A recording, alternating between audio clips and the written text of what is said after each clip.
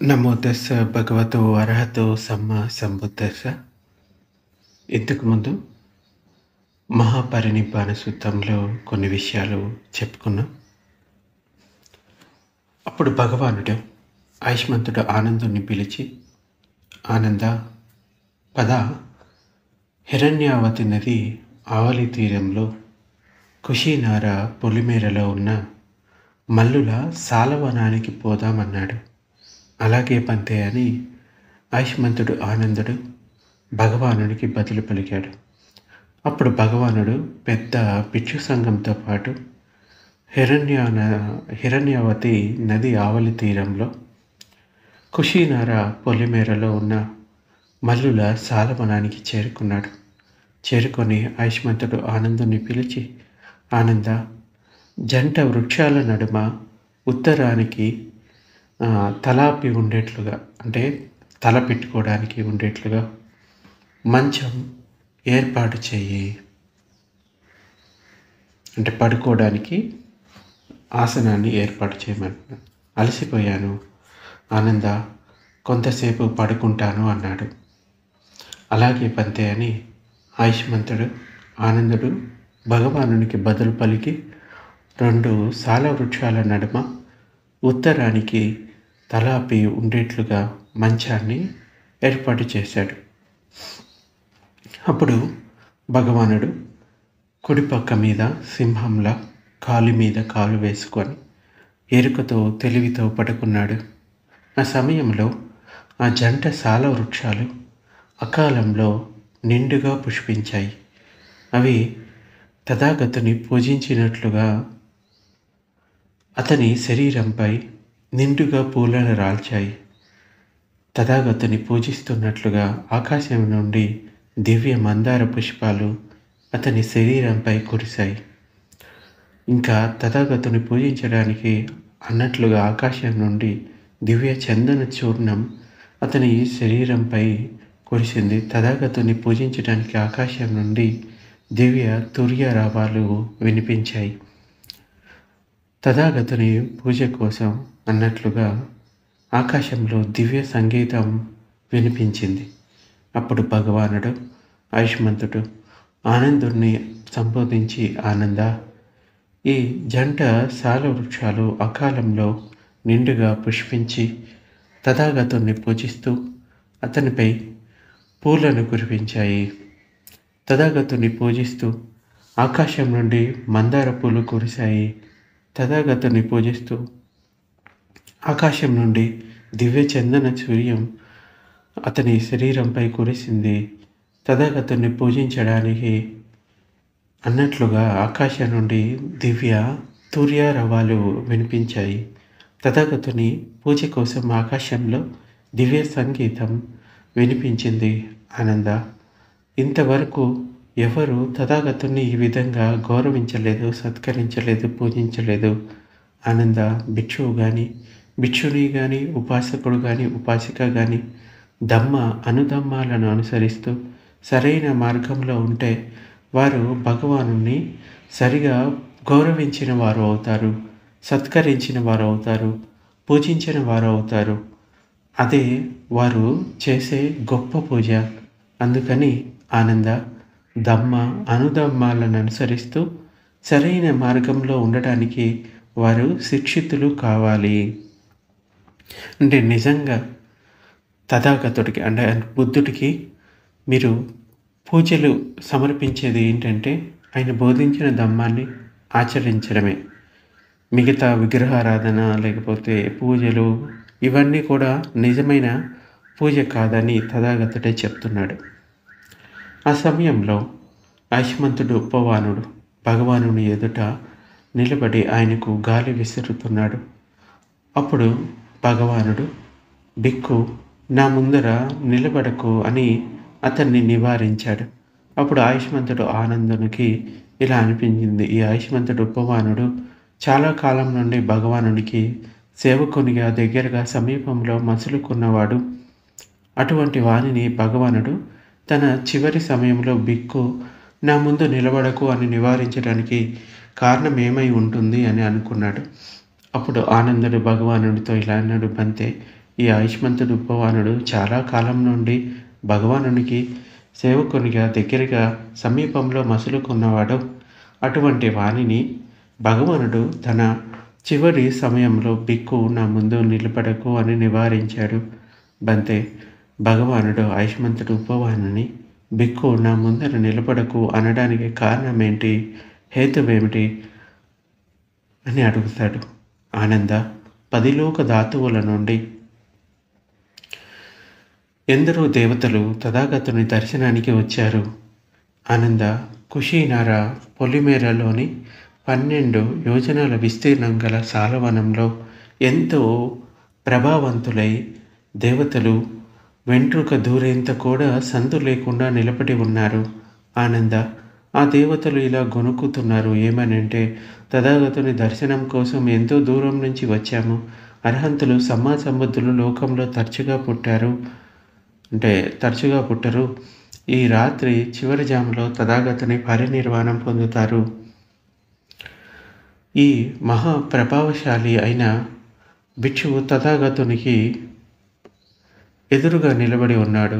మాకు ఈ చివరి సమయంలో తథాగతుని దర్శనం కావడం లేదు అని వాళ్ళలో వాళ్ళు మాట్లాడుకుంటూ ఉన్నారు అని చెప్తాడు. బంతే భగవానుడు దేవతలను ఎలా చూస్తున్నాడు? ఆనంద ఆకాశం యందు పృథ్వీ సన్ని గల దేవతలు వెంట్రుకలను విరబూసుకొని ఏడుస్తున్నారు. చేతులు పైకెత్తి ఏడుస్తున్నారు. కాళ్ళు తెగినట్లుగా కింద పడి ఏడుస్తున్నారు. పొర్లి పొర్లి ఏడుస్తూ అతి త్వరలో భగవానుడు పరినిర్వాణం పొందుతాడు. అతి త్వరలో సుగతుడు నిర్వాణం పొందుతాడు. అతి త్వరలో లోకచక్షువు అంతర్ధానం అవుతుంది అని అంటున్నారు. ఆనంద పృథ్వీ యందు పృథ్వీ సన్ని గల దేవతలు వెంట్రుకలను విరబోసుకొని ఏడుస్తున్నారు. చేతులు పైకెత్తి ఏడుస్తున్నారు. కాళ్ళు తెగినట్లుగా కింద పడి ఏడుస్తున్నారు. పొర్లి పొర్లి ఏడుస్తూ అతి త్వరలో భగవానుడు పరినిర్వాణం పొందుతాడు. అతి త్వరలో సుగతుడు నిర్వాణం పొందుతాడు. అతి త్వరలో లోకచక్షువు అంతర్ధానం అవుతుంది అంటున్నారు. ఇంకా వీతరాగులైన దేవతలు ఎరుకతో తెలివితో సంస్కారాలు అనిత్యాలు, అవి మళ్ళీ ఎలా దొరుకుతాయి అని ఓదార్చుకుంటున్నారు. బంతే ఇంతకుముందు ఆయా చోట్ల వర్షావాసాన్ని గడిపిన భిక్షువులు తథాగతుని దర్శనానికి వచ్చేవారు. ఆ భిక్షువులకు స్వాగతం చెప్పే సేవ చేసే అవకాశం నాకు లభించేది. కానీ భగవానుడు వెళ్ళిపోయిన తర్వాత భిక్షువులకు స్వాగతం చెప్పి సేవ చేసే అవకాశం ఇక నాకు కలగదు అని ఆనందుడు అంటాడు.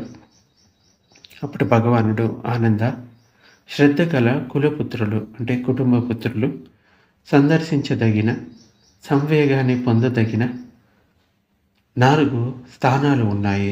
సంవేగాద అంటే ప్రేరణ పొందగలిగిన, ధార్మిక ప్రేరణ పొందగలిగిన 4 స్థానాలు ఉన్నాయి. ఏ 4? శ్రద్ధ గల కులపుత్రులు. ఇక్కడ తథాగతుడు పుట్టాడు అని ఆనంద తథాగతుడు పుట్టిన సందర్శించదగిన సంవేగాన్ని పొందదగిన స్థలం అంటే బుద్ధుడు ఎక్కడైతే అంటే బోధిసత్వుడు పుట్టాడో దాన్ని గృహస్థులు సందర్శించవచ్చు, లేదంటే భిక్షువులు కూడా సందర్శించదగిన ఒక ప్రదేశం. శ్రద్ధ ఇంకా సంవేగాన్ని పొందడానికి అది ఒక స్థలం అన్నమాట. ఏది? తథాగతుడు పుట్టినది స్థలం. అది కపిల వస్తువులో ఉంది కదా, లుంబిని, ఆ స్థలం. శ్రద్ధ గల కులపుత్రుడు ఇక్కడ తథాగతుడు సాటి లేని సమ్మ సంబోధిని పొందాడు అని ఆనంద.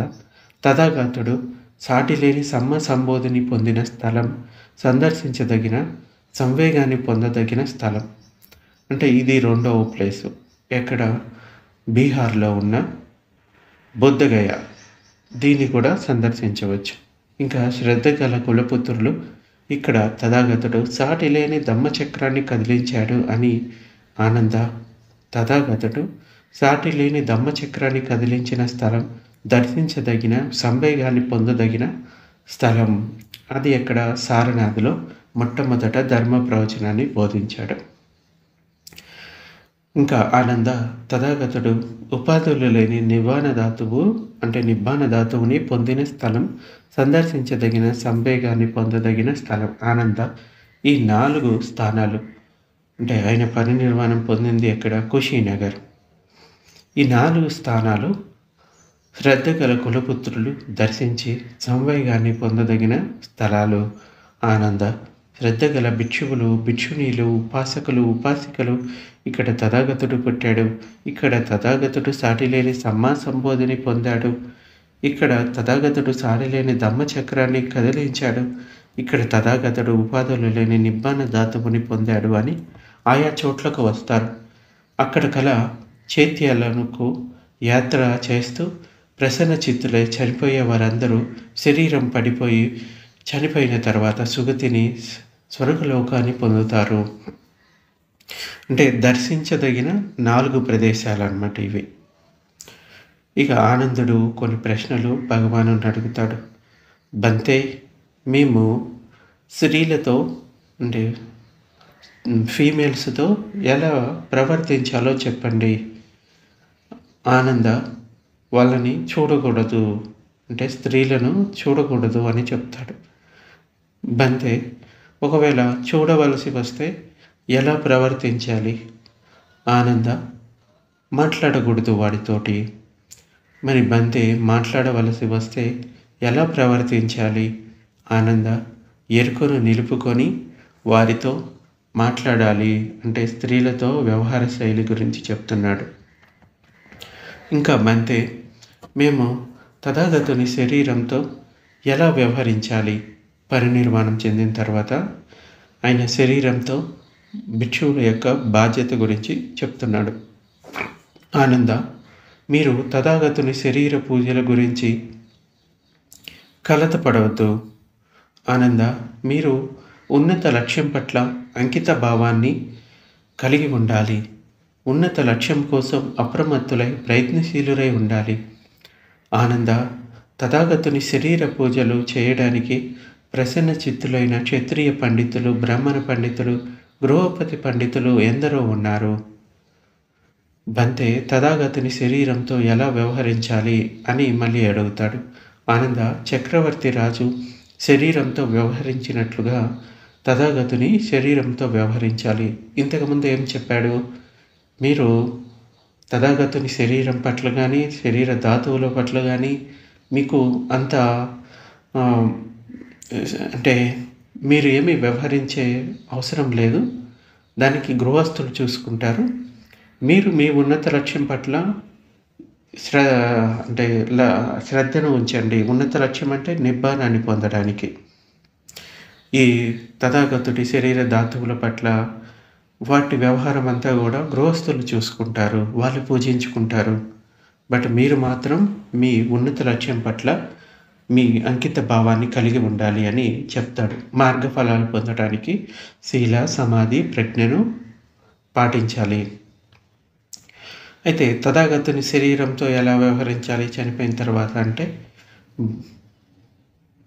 బంతే చక్రవర్తి రాజు శరీరంతో ఎలా వ్యవహరిస్తారు అని అడుగుతాడు ఆనందుడు.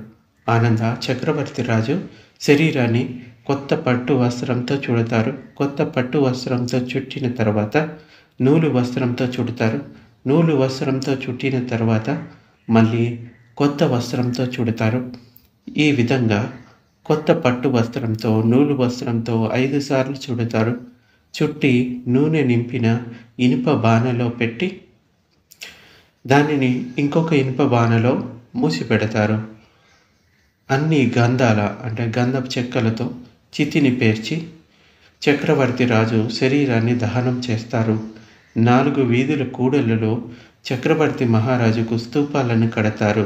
ఆనంద, చక్రవర్తి రాజు శరీరంతో ఈ విధంగా వ్యవహరిస్తారు. తథాగతునికి కూడా 4 వీధుల కూడల్లో ఈ స్తూపాలను కట్టాలి. అక్కడ మాలను, గంధాన్ని కానీ సుగంధ చూర్ణాన్ని కానీ సమర్పించి నమస్కరించేవారు చిత్త ప్రసన్నతను పొందేవారు చిరకాలం హితాన్ని, సుఖాన్ని పొందుతారు. ఇక ఆనంద, ఈ 4 స్తూపానికి అర్హులు. ఏ 4? తథాగతుడు, అర్హంతుడు, ఇంకా సమ్మా సంబుద్ధుడు స్తూపానికి అర్హుడు, ఇంకా ప్రత్యేక సంబుద్ధుడు స్తూపానికి అర్హుడు, తథాగతుని శిష్యుడు స్తూపానికి అర్హుడు, ఇంకా చక్రవర్తి రాజు స్తూపానికి అర్హుడు. ఆనంద, తథాగతుడు, అర్హంతుడు, సమ్మా సంబుద్ధుడు స్తూపానికి ఎందుకు అర్హుడు? ఇది భగవానుడు అర్హంతుడు సమ్మా సంబుద్ధిని స్తూపం అని అనేక మంది ప్రసన్న చిత్తులవుతారు. వారు అటువంటి చిత్త ప్రసన్నత వలన శరీరం పడిపోయి చనిపోయిన తరువాత సుగతికి స్వర్గానికి పోతారు. ఆనంద, ఇందువలన తథాగతుడు అర్హంతుడు సమ్మా సంబుద్ధుడు స్తూపానికి అర్హుడు. ఆనంద, ప్రత్యేక సమ్మా సంబుద్ధుడు స్తూపానికి ఎందువలన అర్హుడు? ఇది భగవానుడు ప్రత్యేక సమ్మా సంబుద్ధుని స్తూపం అని అనేక మంది ప్రసన్న చిత్తులవుతారు. వారు అటువంటి ప్రసన్న చిత్తం వలన శరీరం పడిపోయి చనిపోయిన తరువాత సుగతికి స్వర్గానికి పోతారు. ఆనంద, ఇందువలన ప్రత్యేక సమ్మా సంబుద్ధుడి స్తూపానికి అర్హుడు. ఆనంద, తథాగతుని శిష్యుడు స్తూపానికి ఎందుకు అర్హుడు? ఇది భగవానుడు అర్హంతుడు సమ్మా సంబుద్ధుని శిష్యుని స్తూపం అని అనేక మంది ప్రసన్న చిత్తులవుతారు. వారు అటువంటి చిత్త ప్రసన్నత వలన శరీరం పడిపోయి చనిపోయిన తర్వాత సుగతికి స్వర్గానికి పోతారు. ఆనంద, ఇందువలన తథాగతుడు అర్హంతుడు సమ్మా సంబుద్ధుని శిష్యుడు స్తూపానికి అర్హుడు. ఆనంద, చక్రవర్తి రాజు స్తూపానికి ఎందువలన అర్హుడు? ఇది ధార్మికుడు ధర్మరాజు అయిన చక్రవర్తి రాజు స్తూపం అని అనేక మంది ప్రజలు ప్రసన్న చిత్తులవుతారు. వారు అటువంటి చిత్త ప్రసన్నత వలన శరీరం పడిపోయి చనిపోయిన తర్వాత సుగతికి స్వర్గానికి పోతారు. ఆనంద, ఇందువలన చక్రవర్తి రాజు స్తూపానికి అర్హుడు. అప్పుడు ఆయుష్మంతుడు ఆనందుడు విహారంలో ప్రవేశించి ద్వారబంధాన్ని పట్టుకొని నిలబడి, నేను ఇంకా నేర్చుకోవలసింది ఉంది, చేయవలసింది ఉంది. నా అందు కరుణ కలిగిన భగవానుడు పరినిర్వాణాన్ని పొందుతూ ఉన్నాడు అని ఏడుస్తున్నాడు. అంటే ఆనందుడు అప్పటికి శ్రోతాపన్నుడు మాత్రమే, ఇంకా నిబ్బానాన్ని పొందలేదు. ఇక తథాగతుడు పరినిర్వాణం పొందుతాడు అని ఏడుస్తూ ఉన్నాడు. అప్పుడు భగవానుడు భిక్షువులను పిలిచి, ఆనందుడు ఎక్కడా అని అడిగాడు. బంతే ఆయుష్మంతుడు ఆనందుడు విహారంలోకి పోయి ద్వారబంధాన్ని పట్టుకొని నిలబడి, నేను ఇంకా నేర్చుకోవలసింది ఉంది, చేయవలసింది ఉంది. నా అందు కరుణ కలిగిన భగవానుడు అంటే నా గురువు పరినిర్వాణాన్ని పొందనున్నాడు అని ఏడుస్తున్నాడు. అప్పుడు భగవానుడు ఒకానొక భిక్షువును పిలిచి, భిక్షు, నీవు ఆనందుణ్ణి నేను పిలుస్తున్నానని చెప్పు అన్నాడు. అలాగే బంతే అని ఆ భిక్షువు భగవానునికి బదులు పలికి ఆయుష్మంతుడు ఆనందుని వద్దకు చేరుకొని, ఆనంద, భగవానుడు నిన్ను పిలుస్తున్నాడు అని చెప్పాడు. అలాగే ఆయుష్మంతుడు ఆనందుడు ఆ భిక్షువుకి బదులు పలికి భగవానుని వద్దకు చేరుకొని భగవానునికి నమస్కరించి ఒక పక్కన కూర్చున్న ఆయుష్మంతుడు ఆనందునితో భగవానుడు ఇలా అన్నాడు, ఆనంద, ఏడవవద్దు, బాధపడొద్దు. ఆనంద, ప్రియమైనవన్నీ, సంతోషాన్ని కలిగించేవన్నీ మారిపోతాయి అని, విడిపోతాయని, పరిణామం పొందుతాయని నేను చెప్పలేదా? మరి అది జరగకుండా ఎలా ఉంటుంది? పుట్టినది, ఉన్నటువంటిది సంస్కృతమయ్యేది నాశన ధర్మాన్ని కలిగి ఉంటుంది. అటువంటప్పుడు తథాగతుని శరీరం నశించకుండా ఉండాలి అనుకోవడానికి స్థానం లేదు. ఆనంద, చాలా కాలం తథాగతునికి సేవకునివై మైత్రిపూర్వకమైన శారీరక కర్మలతో సుఖకరంగా ఇంకా హితకరంగా అపరిమితమైన, అలాగే మైత్రిపూర్ణమైన వాచిక కర్మతో సుఖకరంగా హితకరంగా అపరిమితంగా, అదేవిధంగా మానసిక కర్మతో సుఖకరంగా హితమైన పనులు చేశావు. ఇంకా అపరిమితంగా సేవ చేసి ఎంతో పుణ్యాన్ని చేసుకున్నావు. ఆనంద, ప్రయత్నశీలుడవై త్వరలోనే చిత్తమలినాలు లేనివాడు అవుతావు. అప్పుడు భగవానుడు భిక్షువులను పలకరించి, భిక్షువులారా, గతంలో ఉన్న అర్హంతులు సమ్మా సంబుద్ధులు అయిన భగవానులకు నాకు ఆనందుడు ఉన్నట్లే సేవకులు ఉండేవారు. భవిష్యత్తులో రాబోయే అర్హంతులు సంబుద్ధులు అయిన భగవానులకు కూడా నాకు ఆనందుడు ఉన్నట్లే సేవకులు ఉంటారు. భిక్షువులారా, ఆనందుడు పండితుడు, మేధావి భిక్షువులారా, తథాగతుని దర్శనానికి భిక్షువులను అనుమతించడానికి ఇది తగిన సమయం. భిక్షునీలను అనుమతించడానికి ఇది తగిన సమయం. ఉపాసకులను అనుమతించడానికి ఇది తగిన సమయం. ఉపాసికలను అనుమతించడానికి తగిన సమయం. రాజ మహామాత్యులను, తైతిక శిష్యులను అనుమతించడానికి ఇది తగిన సమయం అని చక్కగా తెలిసినవాడు. అంటే ఆయన పరినిర్వాణం చెందుతున్నాడని అక్కడ చుట్టుపక్కల వాళ్ళకి తెలిసి ఆయన చూడటానికి వస్తారు. భిక్షువులారా, ఆనందునిలో 4 అద్భుత ధర్మాలు ఉన్నాయి. ఏ 4? భిక్షువులారా, భిక్షు పరిషత్తు ఆనందుని దర్శనానికి వచ్చినప్పుడు అతన్ని చూసినంతనే సంతోషిస్తుంది. వారితో ఆనందుడు ధమ్మాని గురించి మాట్లాడినప్పుడు మాటలతో సంతోషిస్తుంది. ఆనందుడు మౌనంగా ఉంటే భిక్షు పరిషత్తు అసంతృప్తికి గురి అవుతుంది. అదేవిధంగా భిక్షువులారా, భిక్షుని పరిషత్తు ఆనందుని దర్శనానికి వచ్చినప్పుడు అతన్ని చూసినంతనే సంతోషిస్తుంది. వారితో ఆనందుడు ధమ్మాన్ని గురించి మాట్లాడినప్పుడు మాటలతో సంతోషిస్తుంది. ఆనందుడు మౌనంగా ఉంటే భిక్షుని పరిషత్తు అసంతృప్తికి గురి అవుతుంది. అలాగే భిక్షువులారా, ఉపాసికా పరిషత్తు ఆనందుని దర్శనానికి వచ్చినప్పుడు అతన్ని చూసినంతనే సంతోషిస్తుంది. వారితో ఆనందుడు ధమ్మాన్ని గురించి మాట్లాడినప్పుడు మాటలతో సంతోషిస్తుంది. ఆనందుడు మౌనంగా ఉంటే ఉపాసికా పరిషత్తు అసంతృప్తికి గురి అవుతుంది. భిక్షువులారా, ఉపాసికా పరిషత్తు దర్శనానికి వచ్చినప్పుడు అతన్ని చూసినంతనే సంతోషిస్తుంది.